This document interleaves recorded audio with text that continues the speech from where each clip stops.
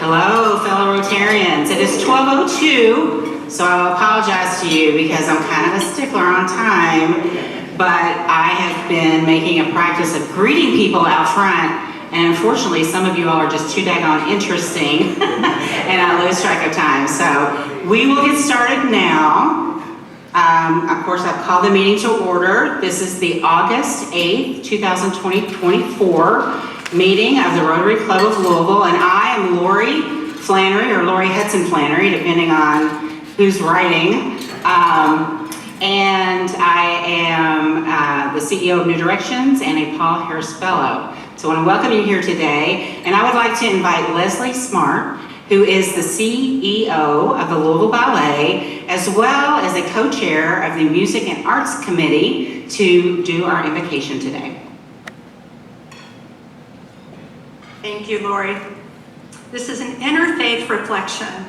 We gather in unity, drawing from the wellspring of faiths and traditions that enrich our world, to offer our heartfelt support and blessing to those engaged in the transformational work of stem cell research. From the teachings of Buddhism, may the researchers be guided by compassion and the understanding of interconnectedness, working for the relief of suffering and the betterment of all. From the principles of Christianity, may they be filled with the spirit of love and service, striving to heal the sick and to bring hope and restoration to those in need. From the insights of Hinduism, may their work be blessed with clarity and wisdom, recognizing the divine spark in every individual and seeking to alleviate pain and foster well-being as an expression of their sacred duty. From the values of Islam, may they be endowed with knowledge and patience, working with integrity and dedication to advance human health and relieve suffering, guided by the principles of justice and mercy. From the teachings of Judaism, may their efforts be infused with a sense of responsibility, repairing the world through their groundbreaking work and bringing help and hope to those in need. And from the wisdom of indigenous traditions, may they honor the sacred connection between humanity and the natural world, working with respect and reverence for all life and seeking harmony and balance in their research. We ask that all faiths and traditions bless these researchers with strength and inspiration, protecting them in their journey and empowering them to achieve breakthroughs that will benefit humanity. May their contributions bring light and hope to all who seek it. In the spirit of unity and reverence, we offer these prayers and blessings. Amen. Amen. Thank you, Leslie. Now I would like to invite to the front of the room Ray Strothman, shareholder emeritus of LBMC, member of the 1912 Society, and Paul Harris Fellow. I'd like to lead us in the Pledge of Allegiance. I pledge allegiance to the flag of the United States of America and to the republic for which it stands, one nation, under God, indivisible, with liberty and justice for all. And now we would like to talk the four-way test and hopefully apply it to our daily lives and everything that we do. So if you'll repeat with me. Is it the truth? Is it fair to all concerned? Will it build goodwill and better friendships? Will it be beneficial to all concerned? Thank you, Ray. Okay, I'm going to ask Rotarians, if you have brought a guest, if you will please come to the second microphone to my right, I guess your left of me, and if you will please introduce yourself to the club first, then your guest by name, title, and affiliation, if any, and guests, when you hear your name, if you will please stand so the club can see who you are. Thank you. I'm Paula Grisanti, and my guest today is Michael Grisanti, my husband. Welcome.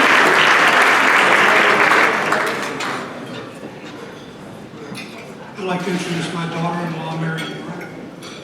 Welcome. Mary has a PhD in biomedical sciences from the University of California, San Francisco. Her family is temporarily housed at our house as they transition from her running a stem cell research lab for Bay Area Biotech Corporation and leaving an 1800s Victorian in the center of San Francisco to running a stem cell research lab at the University of Kentucky. In San Francisco, her lab was in the Immunology Discovery and Regenerative Medicine Department. She worked on 2 major projects: stem cells of the immune system and understanding how they change with age so they can be rejuvenated, and developing therapies for diseases of the retina like glaucoma and age-related macular degeneration where certain cell types are lost.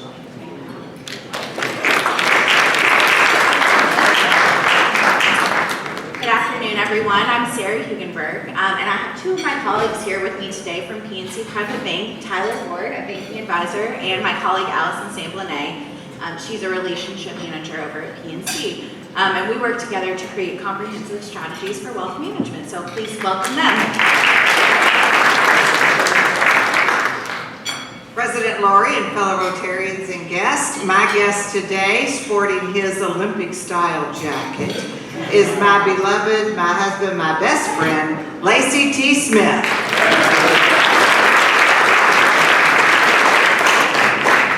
Fellow Rotarians, my name is Bob Connolly. Please join me in welcoming my partner at Stites & Harbison, Terry Wright. Terry is a patent lawyer who heads up our intellectual property group, which is the largest group in Kentucky, and we're in the midst of adding 6 more IP lawyers around the country.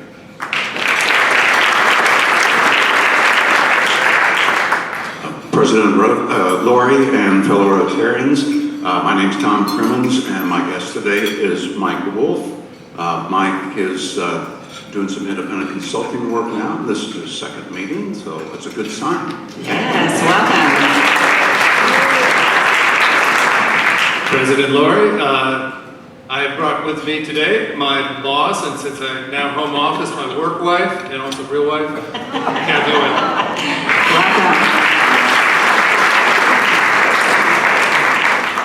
President Laurie, fellow Rotarians, I'm David Hardy with CBRE, and I'm pleased to have as a guest today Scott Ferguson with Higginbotham Insurance, formerly Underwriters Safety Claim. Welcome.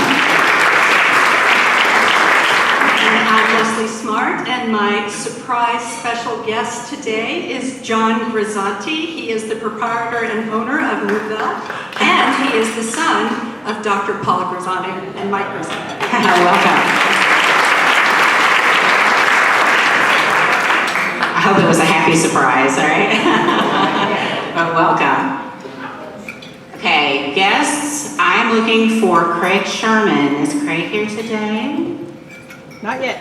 Okay, well, he will be here. You won't probably miss him because he wears very colorful jackets and he's a wonderful, warm personality. He will be at this table over here in the corner that says, "What is Rotary?" after I ring the bell when we conclude today's meeting at 1 o'clock. If you would make your way to that table for just a very brief introduction about the Rotary Club, it would be appreciated. Thank you. One thing I neglected to say since I started at 12:02 is to remind you to please make sure your phones are on silent.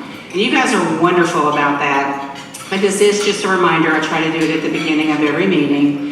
And then I had some people recently talking about some members who were silent. There was no, talking on the phone or having the phone ring, but there might have been some digital activity interacting with devices while the speaker was speaking. If you find yourself in that situation, and that's happened to me before, I know we all have incredibly busy, professional and personal lives, but if you find yourself being drawn into a conversation digitally, if you wouldn't mind to please move either to the back of the room or even just outside in the hallway for the time for you to complete that. I think that would be a very nice courtesy both for our speakers as well as the people who are around you who can get a little bit distracted.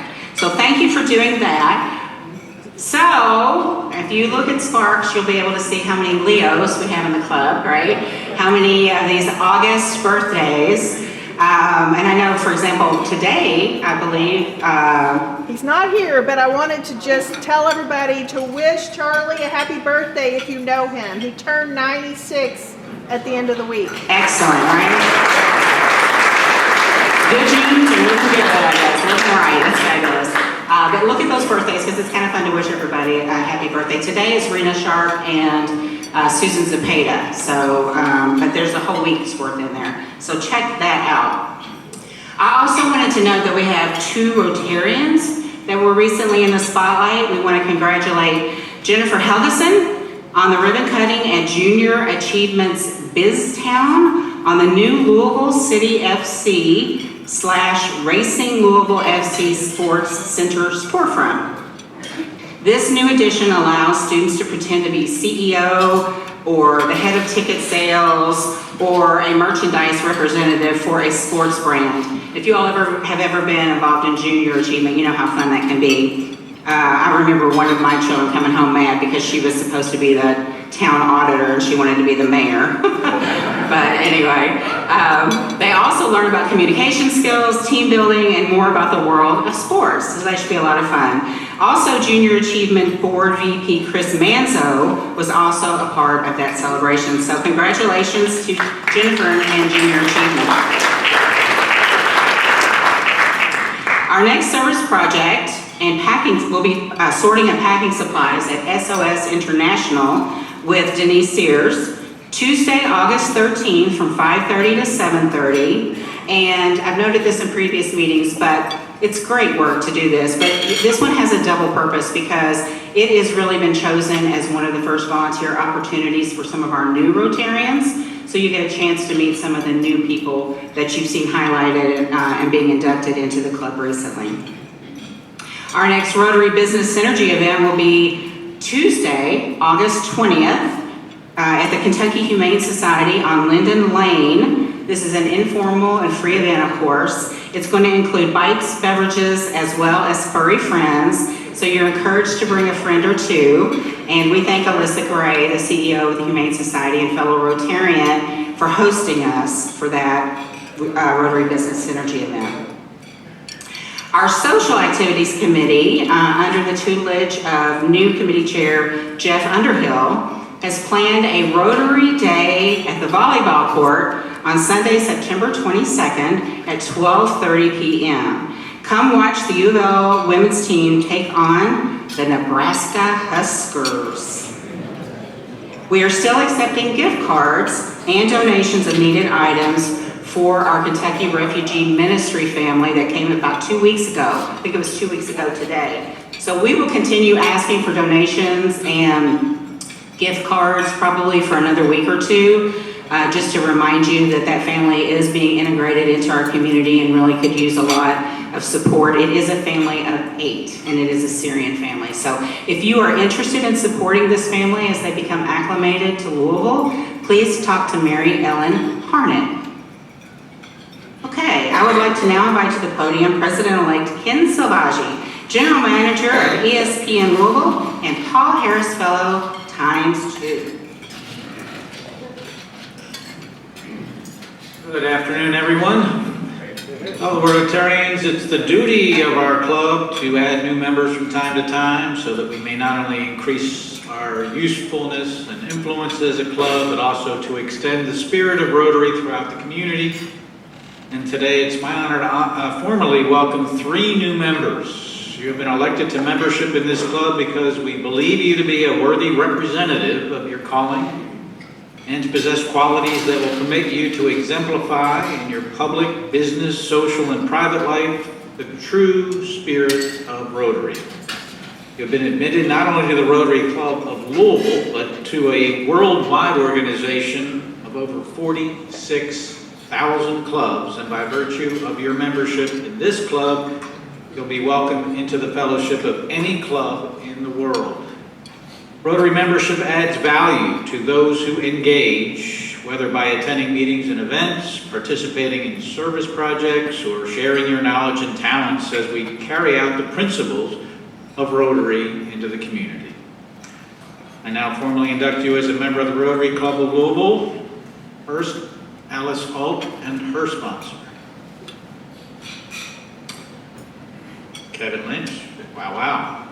Alice Alt joined the Kentucky College of Art and Design in the fall of 2022 as Vice President of Advancement and Fundraising. Her experience spans over 20 years in the nonprofit sector in economic and philanthropic development, marketing, public relations, strategic partnerships, and philanthropy. Alice has held a variety of high-level positions with the Lycoming County Regional Chamber of Industrial Properties Corporation, Lock Haven University Foundation in Pennsylvania, and the Albany Dougherty Regional Chamber, and Cox Communications in Georgia. Prior to joining Kentucky Art College of Design, Alice served as the president for the U.S. Marshals Museum Foundation in Arkansas and as chief of government affairs for T. Bain & Company. Alice received a BFA in mass communication with a minor in sociology and religion from Lycoming College in Pennsylvania.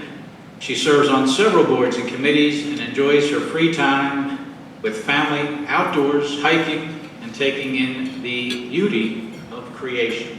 Welcome.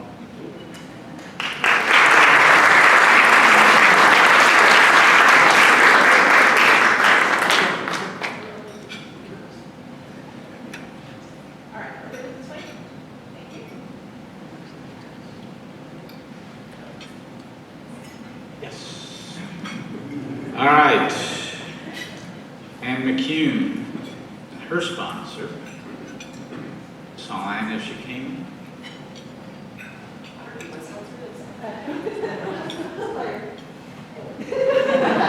Larry Sloan.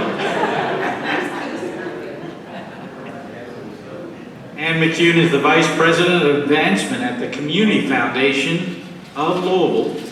She served in several capacities since joining the foundation in 2015 and has over 20 years of experience in the nonprofit sector. Prior to joining the foundation, Ann served as the Director of Development for the American Civil Liberties Union of Kentucky. Ann holds Bachelor of Arts degrees in French and International Studies from the University of Richmond, Virginia, and Masters of Science in Social Work from the University of North Carolina at Chapel Hill. She's a graduate of Leadership Louisville's Ignite program and a member of the Kentucky Governor's Scholars Program Board of Directors. Ann's work and duties have taken her across the globe, from southern France to the Amazon to the African Sahel. In her free time, Ann enjoys spending time outdoors with her son, John, and her dog, Harley. Welcome to the club.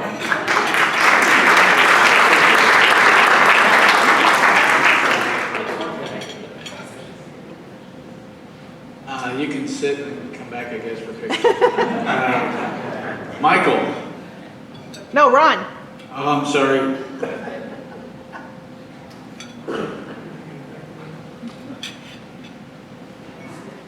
Who did I skip? Oh, Ron, okay. Ron, you're next. And last.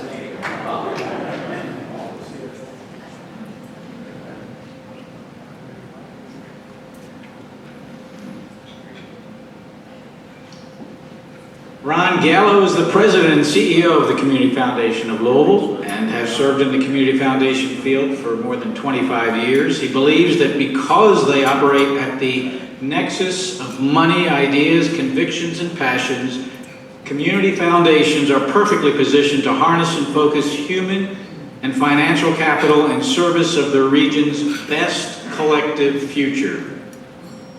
Prior to moving to Louisville 4 years ago, Ron led both the Santa Barbara Foundation and the Rhode Island Foundation. He started out life in the Bronx, New York, and credits growing up in a working-class immigrant neighborhood for his lifelong passion for working to ensure that every person is afforded a fair chance to live a life of dignity and opportunity. Ron holds a BA in History and Asian Studies from Connecticut College, an MS in Social Work from Columbia University, and a doctorate in Social Policy from Harvard University. Ron and his wife are happy residents of downtown Louisville, and between the two of them, they have 5 children and 8 grandchildren.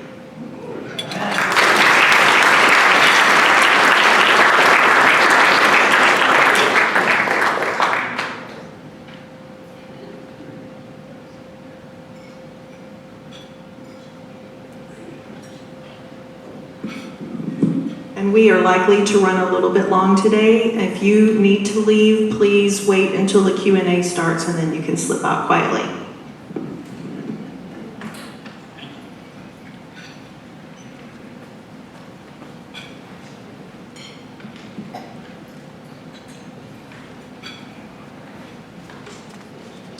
Okay, well, thank you, Ken. Let's give one more round of applause.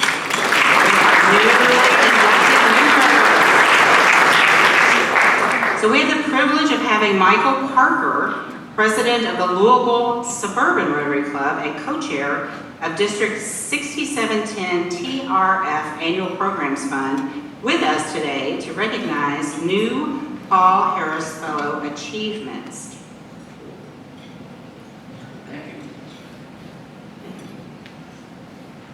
Paul Harris Fellow recognition is given an appreciation to any Rotarian who contributes a total of $1,000 or more to the annual fund or the Polio Plus Fund of the Rotary Foundation. Or a Rotarian may donate points towards a Paul Harris Fellow. To a fellow Rotarian, I'd like to recognize Ashley Brower for the work that she did in our district conference this past May with it. So, Ashley, would you please stand?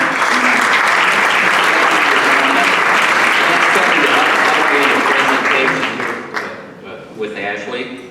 Ashley did a lot of work behind the scenes and graphic arts and everything, and as I told her a few minutes ago, from the bill we received, it was less than minimum wage and stuff. So Ashley, I really appreciate the efforts that you did. So, Kevin, if you'll help.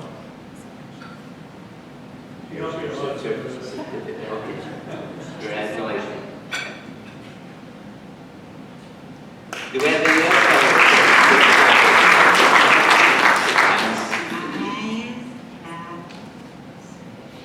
Here we go, right there.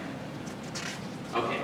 I'd also like to congratulate David Hardy, on achieving his Paul Harris Fellow +1. David, where are you at? There you are.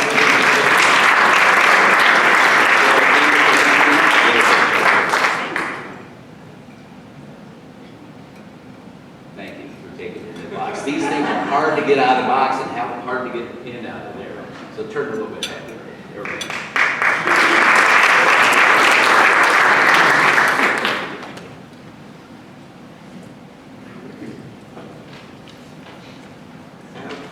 Thank you very much, Michael. Thank you for being here at our club today. We ought to do a little more of that, visiting each other's clubs. It's something I'm going to put on my list. There we go. There we go. Yeah, let's follow up with that. So thank you to everyone who's a Paul Harris Fellow as well. I would now like to invite to the podium Denise Sears. Denise is the CEO of SOS International, Vice Chair of the Community Impact Committee, and Co-Chair of the West Louisville Housing Initiative, to introduce today's speaker. Thank you, President Lori, but first, go the Bronx, go Columbia University. Nice to have a fellow New Yorker in the crowd. It is such an honor to introduce my friend, Dr. Paula Grisanti. And I'm going to read you a short bio, but I want to first tell you what an incredible human being she is. As a nonprofit leader, to have someone else leading nonprofits who's such a source of counsel and support, this is what makes Rotary and it what makes the nonprofit community, and she is an icon in both. Dr. Grisanti is CEO and a founding member of the National Stem Cell Foundation, which is doing groundbreaking work from its headquarters here in Louisville. She holds a DMD and MBA from the University of Louisville and has been actively involved in entrepreneurial activities for most of her career. She currently serves as a member of the Delta Dental Board of Directors, Delta Dental of Kentucky Board of Directors, and the Louisville Metro Board of Health, an officer of the International Women's Forum Kentucky chapter, a member of Greater Louisville Inc.'s Health Network Advisory Team, and Jewish Family and Career Services Advisory Committee. She was Business First 2018 Healthcare Hero in the category of Innovation and Business First Entrepreneurizing Woman honoree in 2022. Dr. Grisanti has been an invited speaker, lecturer, and panelist for organizations, universities, corporations, and student groups, and is quoted resource for regional and national news organizations. She and her husband Michael have 3 grown sons. Please welcome Dr. Paula Grisanti.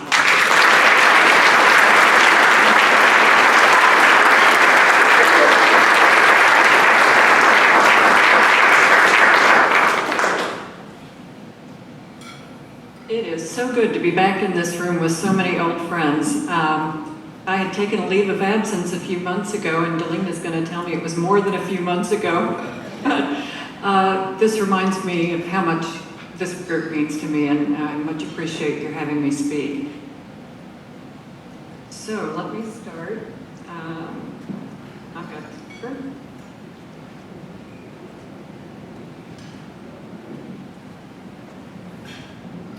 The National Stem Cell Foundation actually does 3 things: research, education, and advocacy, and they're very interconnected. In our research platform, we partner in 4 focus areas: neurodegenerative disease, autoimmune disease, rare childhood disorders, and regenerative repair, and for us that means orthopedics. And I wanted to tell you just a little bit about stem cells because I think that's a source of curiosity for so many people. But you are one big stem cell. The stem cells in your body, for every organ, for everything about you, requires stem cells to make those tissues. So for instance, your skin stem cells can only make skin. Your heart stem cells can only make heart tissue. Liver can only make liver. But this is a little bit about what happens with skin. To heal from a sunburn, from a cut, stem cells at the bottom layer of your skin have to pump out new skin cells all the time. In babies, your skin turns over every 14 days, teens 21 to 28 days, in your 20s it's 24 to 30, and 50 years and beyond it's 45 to 84, which is why I'm wrinkled and my son John is less so. This was, the ability to donate a partial liver was fairly new, maybe 10 or 12 years ago. But if you need to donate liver tissue, if somebody needs a liver transplant in your family and you're a good match, you can donate just a lobe of your liver and it will regenerate, your liver will regenerate that lobe in about 2 months. Current uses for stem cells include some pretty wonderful, crazy things. But this is a little girl who was burned badly. And what happened is that they gathered her skin stem cells, and I'm making this a little bit easier than it is, grow them up by the millions in a petri dish, put them in the equivalent of a spray gun, and spray those cells on her wound. They're your own cells, which means they don't reject, but you're seeing her before and after in this picture. The Wake Forest Institute of Regenerative Medicine is doing some pretty remarkable things in terms of generating hollow organs. So Tony Atala, who runs that program, who also happens to be a graduate of the University of Louisville's medical school, by the way, is probably one of the most famous people out there doing that. But he is reconstructing bladders for soldiers who were blown up from the bottom with an IED. So they lose more than limbs. They lose a lot of pelvic organs. So he is taking tissue. He's taking an image first of that perfect space that fits that bladder for that kid. Taking that, making a 3D image of exactly that shape. Taking that kid's stem cells, growing them up by a million, spraying them on the construct, the 3D construct that he's made, and then you put it in. And Mary, I am so sorry for making this so simple, but you put it in the equivalent of an easy bake oven. It's a bioreactor, and it creates a whole new living organ for that kid. And then you transplant that bladder back into the kid who had the injury. And the construct itself, the 3D scaffolding, is absorbed by your body. So at the end of that, you hook everything up and that kid has a functioning bladder again. This is a little boy named Amos Igwe. He's not so little anymore, but this was one of the first projects that we funded. And Amos has sickle cell disease. He was the second of 4 children, but the first time I met him, he looked a little bit older than the child on the left, but not much. He was sickly and small, much smaller than his siblings, and he was so sick most of the time that his mother made up a bed for him in the kitchen, one that was in the front of the house so he could watch his siblings playing when they came home, and then one in the back of the house where he could move if they moved into the backyard to play a bigger game like soccer. His father told me that his father never slept in his pajamas because you never knew if there was going to be a crisis. And if Amos made a sound, he was up and in the hospital, because sickle cell is a disease where your body, which normally produces red blood cells that are round and tumble through the bloodstream, creates blood cells that are C-shaped or sickle-shaped, and they clog up. They stack up and get clogged up in the small joints of your body, very, very painful, excruciatingly painful. And it also causes stroke and heart damage and brain damage. So when Amos made a sound in the middle of the night, his dad was in the emergency room with him.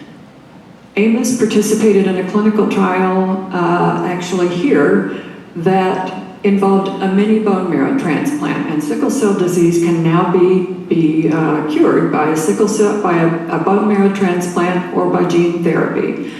And the bone marrow transplant is taking the bone marrow, because your bone marrow is home to your immune system, and it is also the factory for blood cell production. So if you can take somebody's healthy bone marrow and transplant that into the bones of someone who has sickle cell disease, you create an ongoing source of normal red blood cells that stop sickle cell disease in its tracks. And Amos his second of 4, had a little sister named Chi-Chi who was his perfect match, and he had a bone marrow transplant when he was about 12. The next time I saw him, he was 1.5 feet taller. I think he wore a size 13 shoe. He was huge. And he was playing football for his middle school and then high school football team. He is a graduate of the University of Louisville and is now a pilot. And I talk to him periodically, but just a great kid. Yep. This is the Ivanovsky family.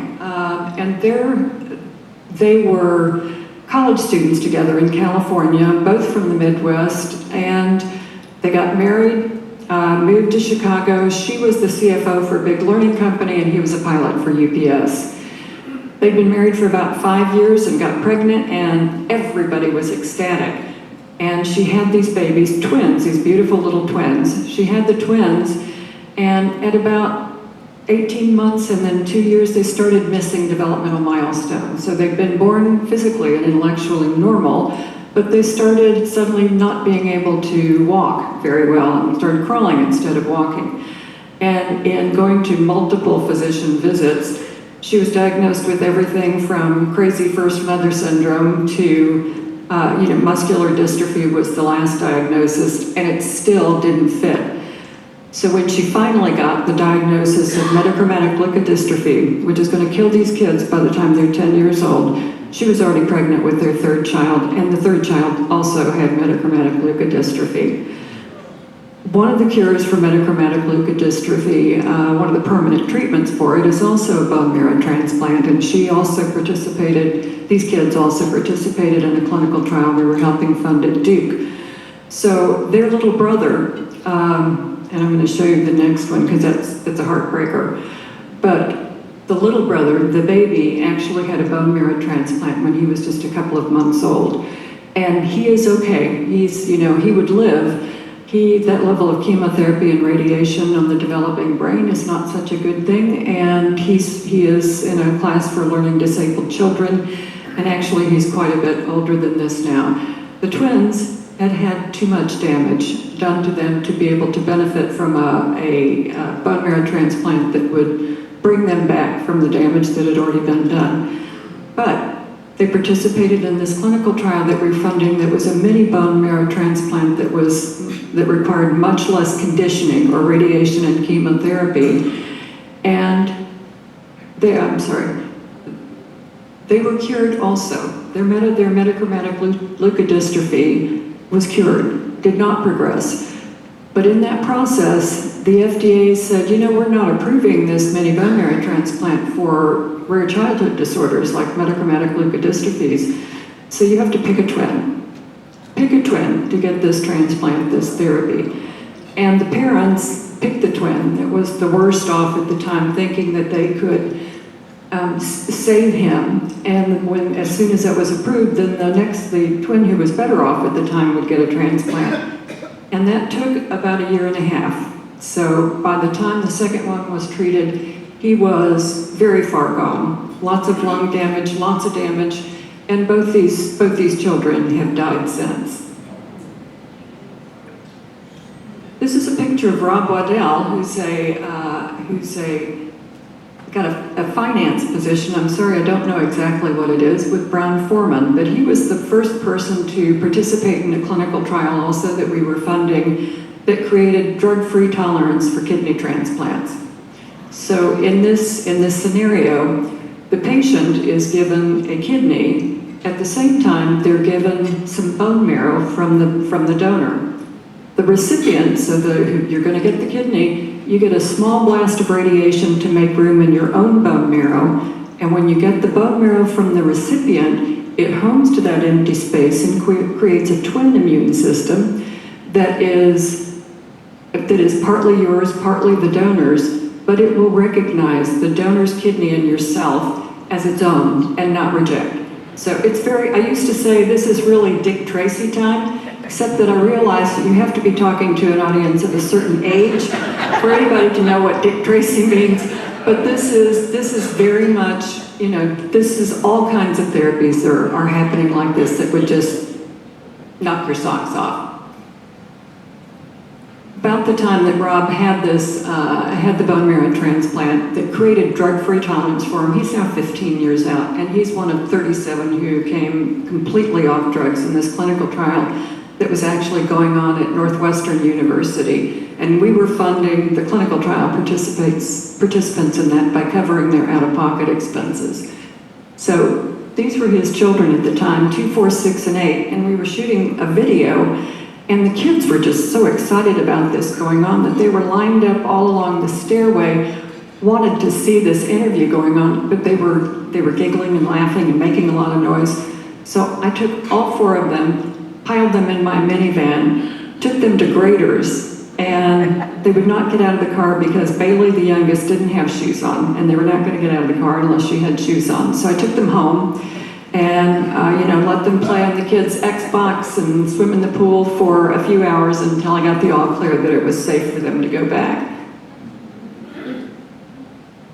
So in those areas that we fund, the neurodegenerative diseases, autoimmune diseases, rare childhood disorders, and regenerative repair for us orthopedics, we could have convened scientific advisory boards around each of those buckets and brought in the experts in each of those fields so that we could receive applications from researchers and we could pick the ones that were most likely to succeed.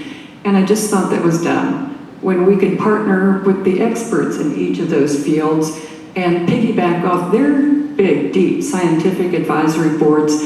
And that's what we've done with just a few exceptions. So we have partnered with the Michael J. Fox Foundation twice on a stem cell replacement therapy for Parkinson's disease at Harvard. We partnered with the National MS Society 3 times, once at Stanford, and that was for rare childhood disorder, once at the Uniformed University Services of the Health Sciences on the campus of Walter Reed in Bethesda, Maryland.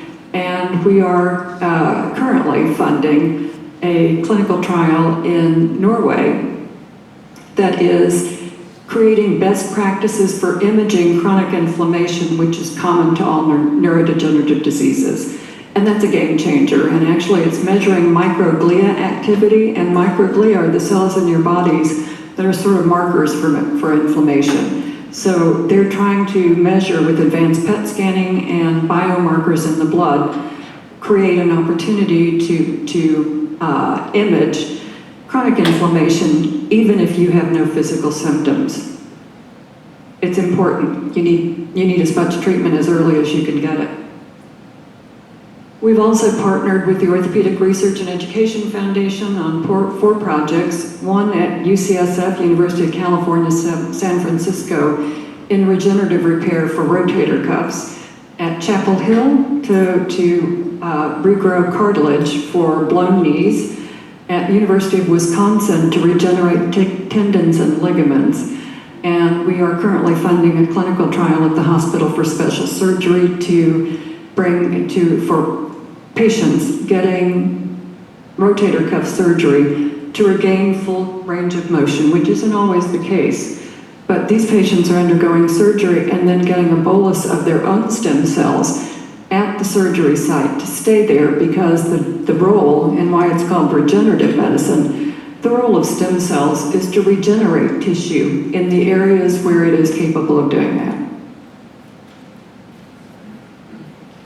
These are current or previously funded projects, and I've just told you what those are, with the exception of Duke, and we do 2 things with Duke. We were funding the clinical trial I told you about with the twins. We now have a separate program with Duke that's really an extension of our research program, and that is for children with rare disorders who come to Duke to participate in clinical trials, and Duke has probably the largest rare disease clinical trial portfolio in the country. But you get kids who come to the door, 70% of these, there are about 7,000 rare diseases, about 80% of them are genetic. So you may be driving from Seattle to get to Duke and you don't have 1 child in the back seat, you've got 2 children in the back seat with something that's going to kill them. And the only treatment for this, the only opportunity for this is to participate in a clinical trial, and it's going on at Duke. So those people, Dad's got good insurance, he works for Ford, drive 2 days to get to Duke. They get there, the kids are perfect for this clinical trial, but if they can't afford their co-pays and deductibles, they go home and die in palliative care. And that is a little known fact about clinical trials, because if you're participating in a clinical trial that's funded by industry, by big pharma, everything is covered from the time you hit the hospital door. If you're participating in a clinical trial that's sponsored by academic institutions, which is most clinical trials in the US, then the research-related costs of the therapy that you're getting are out of pocket for you. The most exciting thing that we're doing right now, I think, is space research. And we are one of the top organizations funding research in space. And there's a reason for that. And this is the question, why would you do this in space? Because in space, and I'll tell you about the research first, but I made a call to two of our funded researchers. One in San Diego at Scripps Research, who was trying to get cells to do what she wanted them to, with a new Nobel Prize winning technology that meant that you could take a punch biopsy of your arm, get down to the base layer of skin stem cells, again, it can only make skin, put them in a petri dish and redirect them to think they're young again and can become any kind of cell. And you reprogram them to think that they are dopamine-producing nerve cells that are lost in Parkinson's. And that was the research we were funding at Scripps. You would take those stem cells, again, they're your stem cells, inject them back into the brain and spinal cord of somebody with Parkinson's, and you've created a whole new reservoir of cells that make the dopamine that's lost when you have Parkinson's. It stops, it will stop Parkinson in its tracks. That is now in clinical trials in about 5 different centers in the US, but that's a therapy that's coming. That's also what we were funding at Harvard with the Michael J. Fox Foundation, but that's what we were funding at Scripps. And we had a funded researcher in New York who was working on making the cells in the neighborhood happy, because only about 30% of the cells in your brain and spinal cord are actually nerve cells. The other 70% of those cells are cells that take care of it. They water it, feed it, take out the garbage, keep it happy. And if those cells stop talking to each other for any reason, then they'll neglect the nerve cell they're supposed to be taking care of, and it will start to degenerate, hence neurodegenerative disease. So I had a researcher in New York trying to make cells do what you want them to do, and one in New York trying to keep the cells in the neighborhood happy. And I put them together in 2018 for a project that's now flown to the International Space Station 6 times. So the reason you do this in space, and what they have done is create organoids, and these are like the mini brains of people who have Parkinson's disease, and in this case too, because this is what New York was working on, progressive MS. But you can do this with blood, but you would normally do this with skin biopsies. But you can create organoids that are all the tissues that make up the brain. So in the brain, it's not just the nerve cell, it's all the support cells around it. If it's liver, it's all the support cells around liver cells, but it's a perfect representation of that condition. And they created brain organoids from people who had progressive MS and people who had Parkinson's. We're actually adding Alzheimer's on our next flight. And when you take those organoids into space in 3D, which is why I had to put down the clicker, in 3D you can see those cells talking to each other in a way that is not possible on Earth. You cannot see this on Earth. And what we hoped to do was see a point when these cells are talking to each other, when you can see where stuff starts to go south, and then you could intervene with a new drug or cell therapy that would stop that from happening. What we ended up doing was creating a tool, this replica of these brains and that could be used by pharmaceutical companies to build new drugs for drug discovery and development, for research institutions doing research on all of these neurodegenerative diseases. But neurodegenerative diseases by themselves impact about 50 million people in the world. We flew that 4 times on philanthropic dollars, which was painful, although it was a lot less expensive, actually 5 times. It was a lot less expensive the first 5 times than it is now. And flew for a 6th time in March on SpaceX 30 with a $650,000 grant from the International Space Station. In September of last year, and it will start, we're just now finalizing all these agreements, but we were the only recipients in the U.S. for a $3.1 million grant from NASA to continue doing the research on the ground and take it into space another 3 times and begin commercialization for these organoids that we could make available to everybody to help advance therapies that will cure these diseases. This is a picture. This is SpaceX 30 in March. This is astronaut Mike Barrett working, and we call them cosmic brain organoids. So Mike is working with cosmic brain organoids. And he was actually feeding cells in space. And you could get up and watch him do it. It started at they did it twice a week. It started at 4 o'clock in the morning and it ran all day long. The first time that they were filming this, I got up at 4 o'clock in the morning and I was still watching at 7 when Mike came down. And then I had to go to work. And Mike sat and watched it for a couple of hours, because it goes all afternoon. But it's unbelievable. And this is just my nerdy slide, because biology isn't the only thing that's being done in space. Budweiser has flown hops to space to figure out greater crop yields. Goodyear flies rubber out there to figure out better ways of making better rubber. And there are 3 fiber optic cables up there manufacturing fiber optic cable, because it's a layering process. It's a glass layering process. And if you're manufacturing on Earth, it looks a little like this. You can't see it, but it looks a little like this. So in space, in the near vacuum state of space, it layers perfectly every time. So on Earth, you could create fiber optic cable that might get a message from that wall to that wall. When you manufacture in space, you can create fiber optic cable that would get a message from that wall to Frankfurt. There's a company called Lamb Division that is just fascinating in Connecticut. but they're creating artificial retinas for blinding diseases like macular degeneration and retinitis pigmentosa. Also a layering process, 200 layers of a protein. They're in big animal studies like pigs and cows, but they could not get the optics exactly right, manufacturing on Earth, for this reason. So they took them up to space, and the layers were perfect every time. In that vacuum state, they were just perfect. The optics worked.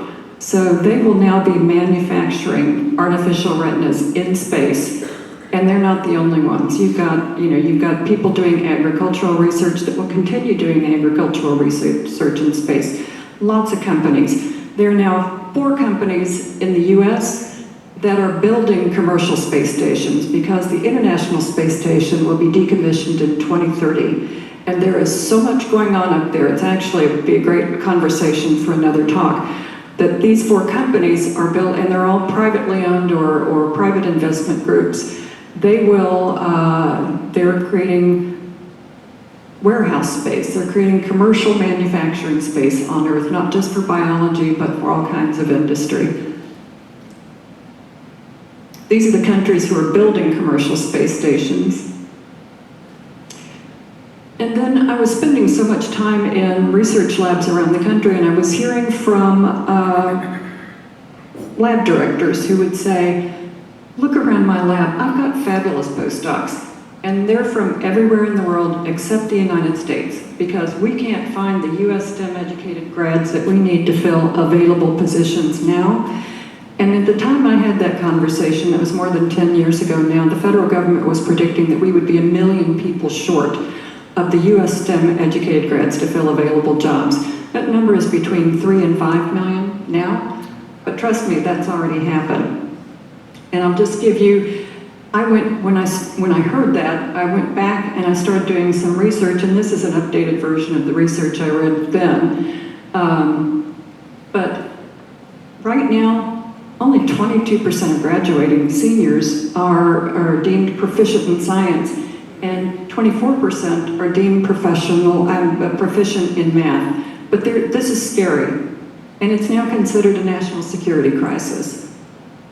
Of the STEM degrees conferred worldwide, and I think this has changed a little bit, but 28% come from India, 22% from China, and only 10% of conferred STEM degrees in the world are conferred in the United States.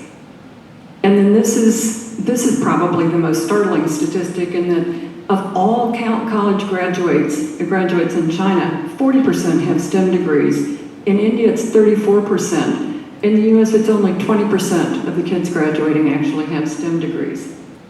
So I thought we needed to be part of the workforce development solution if we were going to continue to fund research. So I partnered with the Gatton Academy of Mathematics and Science 10 years ago, and we accept applicants from middle school science teachers, because middle school research shows that middle school are the kids that get excited about science and will pursue these in high school.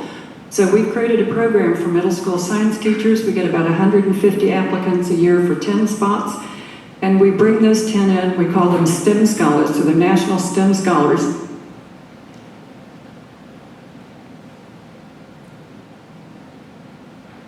And we bring them in for a week of advanced STEM training, national networking, project support, and year-long mentoring. And project support is the key here, because we select them based solely on a project that they would do, a big idea project they would do in their classrooms if they had the money to do it. We bring them in, we don't know who they are. We don't know who they are until we pick those projects and turn the paper over. We now have 90 STEM scholars in 35 states who have been through this program, and they will have collectively impacted 156,000 middle school students in the US by June 2025.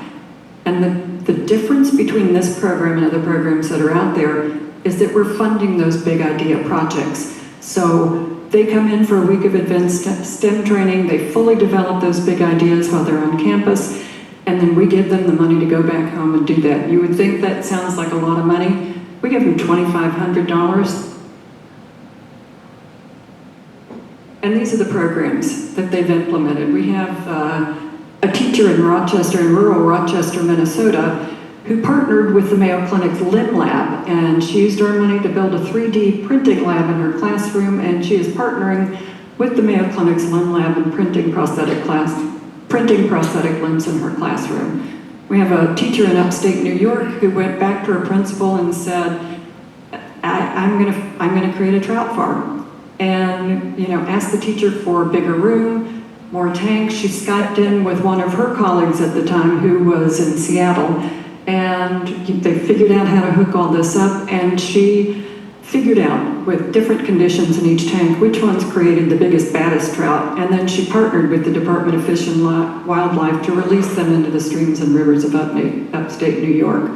I was actually making a call on a foundation in Jackson Hole, and they said, wait, you're talking about that middle school science teacher in New York? And I said, yeah, I'm talking about her. Our third program, our last program, is really an extension of our advocacy program, and I talked a little bit about this. And that is that I ran into Joanne Kurtzberg, who runs the Duke Pediatric Transplant Marrow Program. She also operates the Carolinas Cord Blood Bank in North Carolina. She is a rock star. You do not want to follow her at the podium. I've been there before when she will fill the place up, and as soon as the next speaker steps up, the room empties out. She actually performed the world's first unrelated cord blood transplant in the 80s and has now pioneered therapies that are used routinely in bone marrow and cord blood transplants. Rare diseases are responsible for 35% of all deaths in the first year of life. They typically kill by the age of 10. Only 5% of those 7,000 diseases I talked about have an FDA-approved treatment. So she told me about this problem of kids getting there and not being able to cover their co-pays and deductibles, and I couldn't sleep for 2 days. So we created a fund called and now we call it the Pediatric Promise Fund, that covers insurance and co-pays for kids who get there and can't afford to stay because they can't afford those out-of-pocket costs. In the last 6 years, we've helped more than 225 children access that fund for those critical gap payments. 60% of them are under the age of 10, and the picture you saw in the beginning of the baby with his parents, holding him, he's the youngest recipient so far of that gap funding. That's Noah at 6 weeks old. And what I just flew by is that when we started that program, we gave them $100,000 a year, thinking that we didn't know what it was going to cost to cover co-pays and deductibles for these kids. Neither does Duke, neither does any other academic institution when they're turning away people. But we set aside $100,000, capped it at $20,000 a child, and thought we'd be able to help 5 kids a year for 2 years. The average draw in the last 6 years has just been $3,000. So we have helped 225 kids, and that $3,000 is the difference of being able to participate in a clinical trial and going home for palliative care. These are pictures of 4 of our kids. This is Kelvin, lives in North Carolina, has sickle cell disease. This is Levi, who has an inherited bone marrow failure disease. Meredith, who has metachromatic leukodystrophy, and Carter, who has Hurler's disease. And these are, I get quarterly reports from Duke with a patient story in every one. So we've got 6 years of these stories. But I sleep well at night knowing that we have helped those kids. If we've done nothing else, those kids have been able to participate in a clinical trial. And that's it.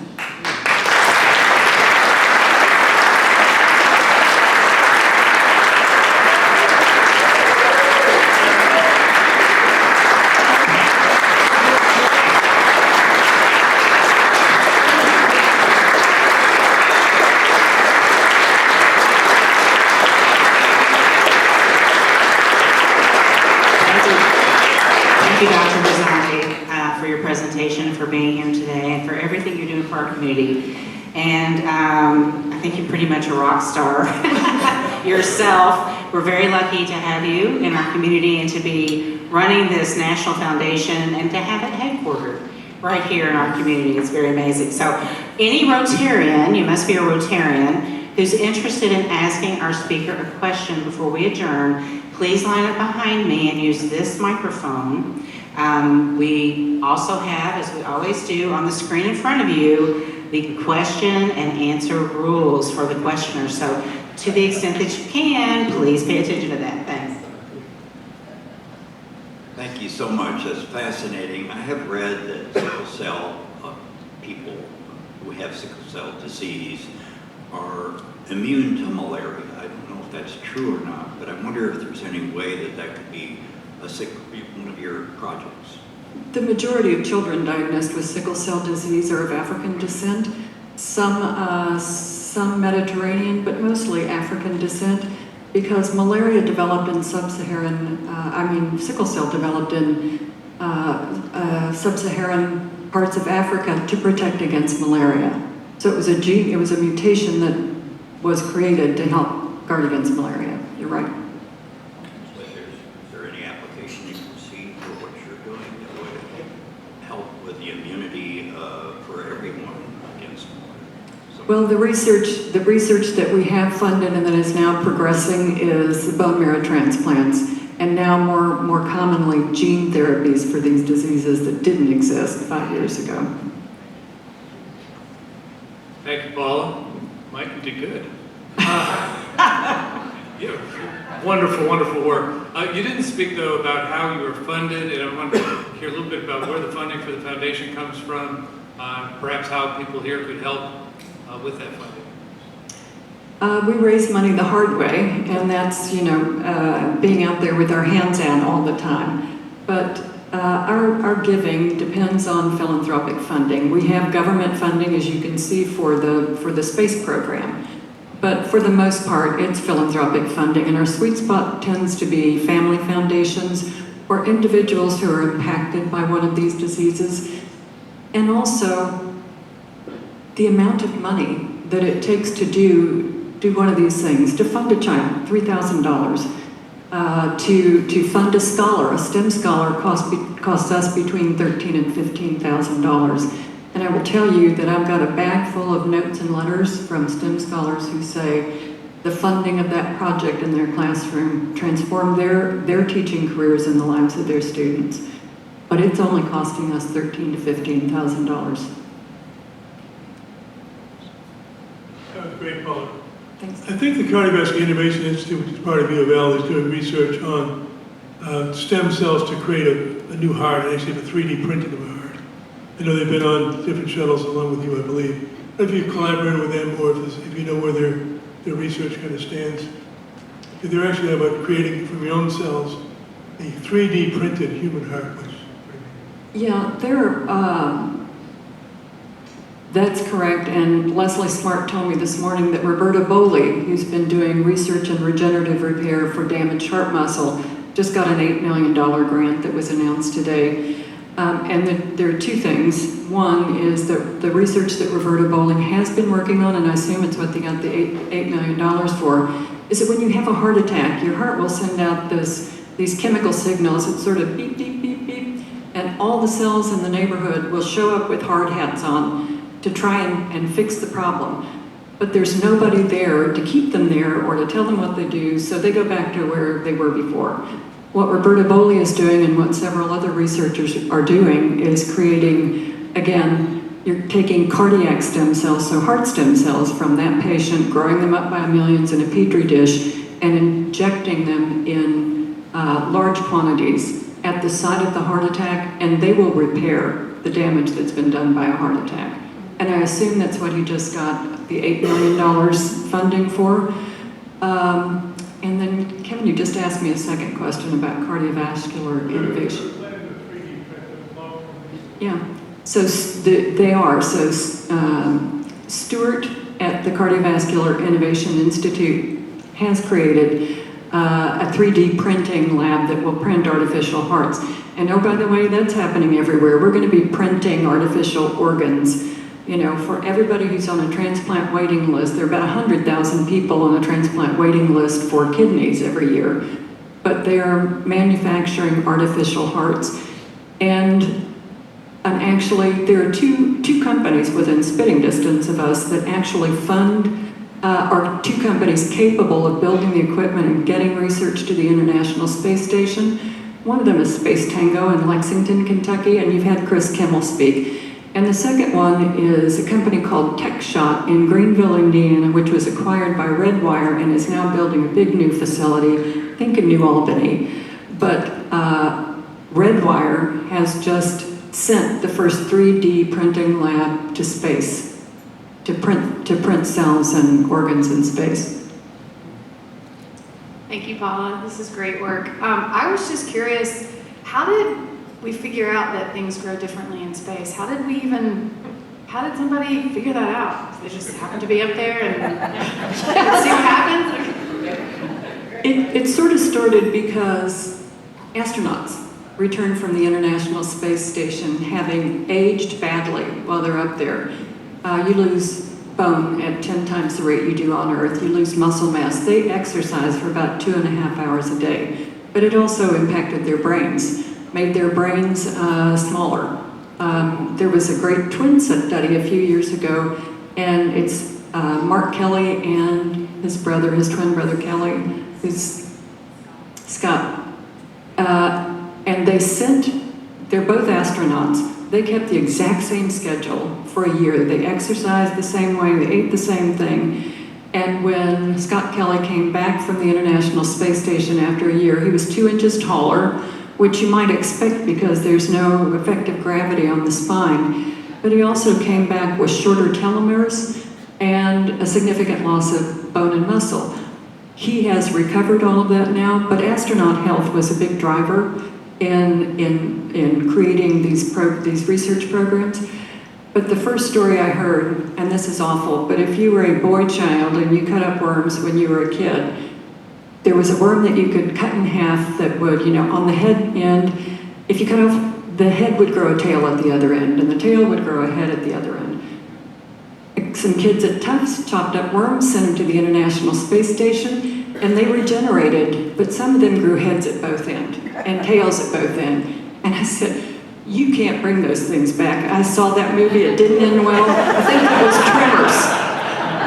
But that's how they started to figure out that things grow differently. But protein crystals grow bigger and more uniformly, which is fabulous for drug development companies. Cartilage grows faster, proteins fold differently. Everything is different in space. Thank you again. You described two different types of stem cell research, specific stem cells for a specific organ within the body, and adaptive stem cells, pluripotent stem cells, I guess they're referred to. Is there an advantage to one over the other, and is there more research being directed one way or the other? The Nobel Peace Prize winning technology that I described, where you're taking a skin biopsy, that eliminated any furor over embryonic stem cells. And actually, embryonic stem cells are not funded. You're not developing embryonic stem cells for treatment in humans because they are wild and crazy cells. They're doing what they're supposed to be doing. They're growing like crazy, and they form cancers. So I would not give you an injection of embryonic stem cells in your brain because I might give you a brain tumor at the same time. So what happened is that technology created the opportunity to make those cells think they were young again and could become anything, but they're adult stem cells. An adult stem cell, the category of adult stem cell, actually begins with placenta and cord blood, and we only fund adult stem cells. Paula, thank you so much. This is a fabulous presentation. I just want to say I have been a member of this club since 1993. I've heard literally over 1,000 presentations that have been given. This is by far and away the single best presentation I've ever heard.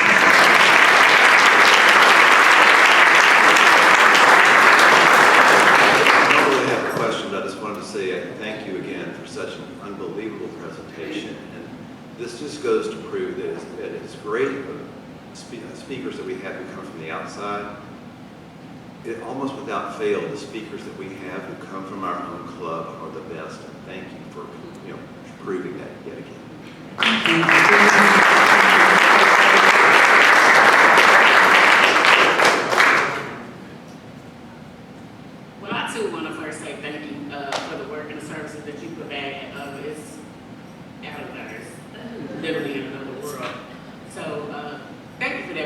question for you is this, because I saw where you said that you were partnering or getting the youth out of 6th grade in school, in public schools, correct? Yeah, so these are middle school science teachers, and we put out the request for applications every year in about September.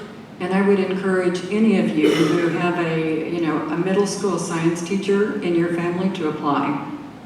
Okay, so my question is just this, because as we know, JCPS is a lot going on right now in Louisville, Kentucky. Information is not getting out, not getting across.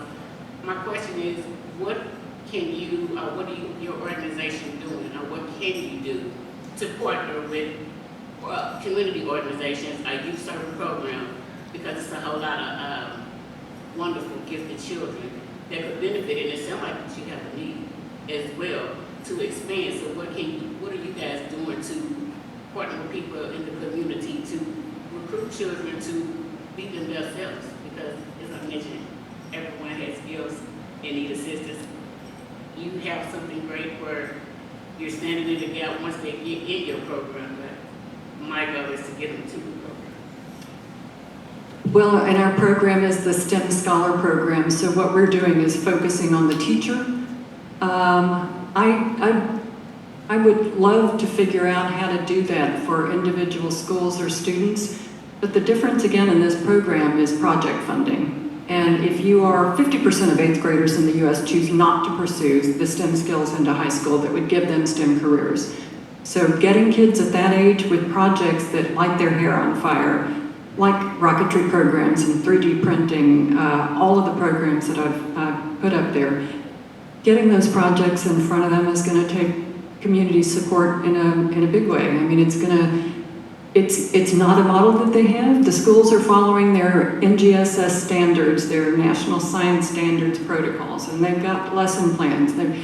So there's not a lot of room for innovation in those plans. But what we have discovered with 10 years worth of data is that project funding makes a huge difference. Let's thank our speaker again.